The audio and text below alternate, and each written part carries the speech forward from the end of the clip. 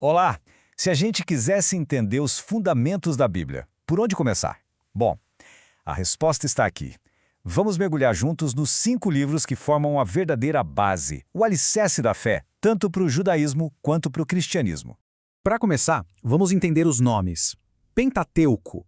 Parece complicado, né? Mas vem do grego e quer dizer, literalmente, 5 rolos. É uma descrição física. Já em hebraico, o nome é Torá, que tem um significado bem mais profundo. Quer dizer instrução ou lei. Basicamente, é o guia de Deus para o seu povo.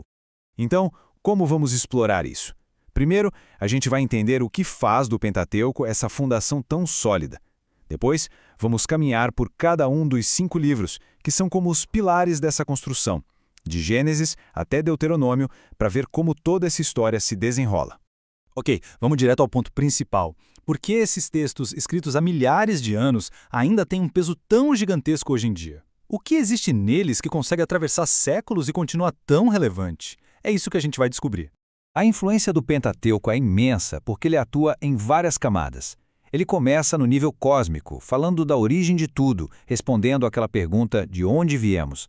Depois, ele afunila para o nível étnico, contando a história de uma nação. E a partir daí, ele estabelece as bases para a vida, como adorar, como se relacionar e até como encontrar redenção. É um verdadeiro mapa para a existência humana. Agora que a gente entendeu a importância, o porquê, vamos para o conteúdo, o quê. E claro, temos que começar pelo começo. E não existe começo mais épico do que o livro de Gênesis. Gênesis nos apresenta um cenário grandioso, que vai da criação do universo à complexa história dos primeiros seres humanos. Essa imagem aqui capta muito bem essa essência, mostrando a beleza da criação, mas também aquele ponto de virada, o momento que introduziu o pecado no mundo e, com ele, a necessidade de uma promessa de esperança. Vamos dar um zoom em Gênesis. O título em hebraico, Bereshith, já entrega tudo. Significa no princípio. E é exatamente isso. O livro nos leva desde a criação até a saga da família de Abraão e sua ida para o Egito. A autoria é tradicionalmente atribuída a Moisés e o propósito é muito claro: registrar a origem de tudo e o início da aliança de Deus com o seu povo. Gênesis realmente prepara o palco para todo o resto da Bíblia. Saindo de Gênesis, a história dá uma virada de chave impressionante. O nosso próximo pilar, Êxodo, não é sobre começos, mas sobre liberdade. É uma história de tirar o fôlego, um confronto épico e uma libertação poderosa.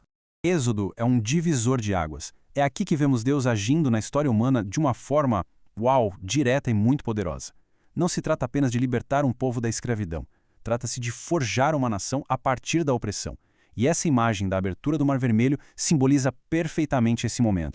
A estrutura de Êxodo é quase como uma peça em 2 atos. O primeiro ato é pura ação: as pragas, a Páscoa, a fuga espetacular do Egito. Já o segundo ato muda o ritmo, foca na entrega da lei no Monte Sinai.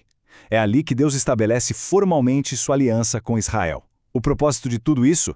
Mostrar o poder salvador de Deus e ensinar como aquele povo recém-liberto deveria viver.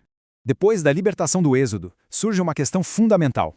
Como um povo imperfeito pode viver na presença de um Deus que é perfeitamente santo?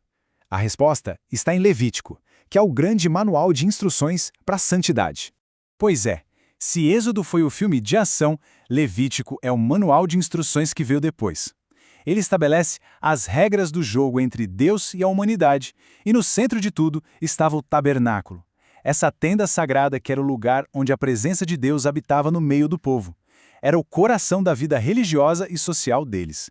Levítico entra nos mínimos detalhes: regulamentos para sacrifícios, as funções dos sacerdotes, leis de pureza, as festas sagradas. O foco não era só o ritual em si, mas ensinar o povo a viver de uma forma santa, que refletisse o caráter do seu Deus. Tudo se resume àquele comando poderoso: sede santos, porque eu, o Senhor, vosso Deus, sou santo. O nosso quarto pilar, Números, nos coloca de volta na estrada. Este livro é um registro da longa e muitas vezes difícil jornada de Israel pelo deserto.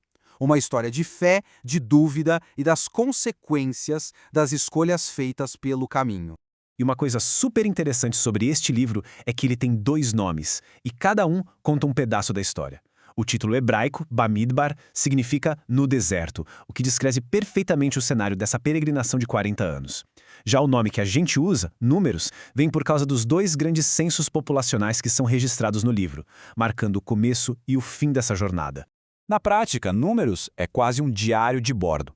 Ele documenta esses 40 anos no deserto, desde os preparativos no Sinai até os acampamentos nas planícies de Moabe, já na fronteira da Terra Prometida. É um estudo de caso muito forte sobre as consequências da obediência e da desobediência. Mostra o fracasso de uma geração e a preparação da geração seguinte para finalmente entrar na Terra. E isso nos traz ao 5º e último pilar, Deuteronômio. Este livro funciona como uma conclusão poderosa para toda a jornada do Pentateuco. É um momento de olhar para trás, de reflexão, antes de um novo começo. O nome Deuteronômio quer dizer segundo a lei, mas calma, não é um monte de regra nova não. É melhor pensar nele como uma série de discursos de despedida de Moisés. Ele está ali, na fronteira da Terra Prometida, um lugar onde ele mesmo nunca vai entrar, lembrando a uma nova geração tudo o que eles passaram e a importância da aliança com Deus. Então, a estrutura do livro é essa. São os discursos de Moisés para a nova geração, aquela que não viveu o êxodo na pele. O propósito é totalmente voltado para o futuro, preparar o povo para a vida na nova terra, reforçando a ideia de que é preciso lembrar do passado para se manter fiel no futuro. E o legado deste livro é gigante. Só para a gente ter uma ideia da sua importância, Deuteronômio é o 3º livro do Antigo Testamento mais citado no Novo Testamento. Só fica atrás de Salmos e Isaías. O próprio Jesus o citou durante a tentação no deserto. Isso mostra o quanto ele é central para toda a história bíblica. E assim, a gente completa esse nosso tour pelo Pentateuco, dos começos à libertação, da santidade à jornada e terminando com a importância da lembrança. Isso tudo nos deixa com uma pergunta para refletir. Como é que esses 5 pilares, estabelecidos há milhares de anos, continuam sendo alicerce da fé para milhões de pessoas no mundo todo até hoje?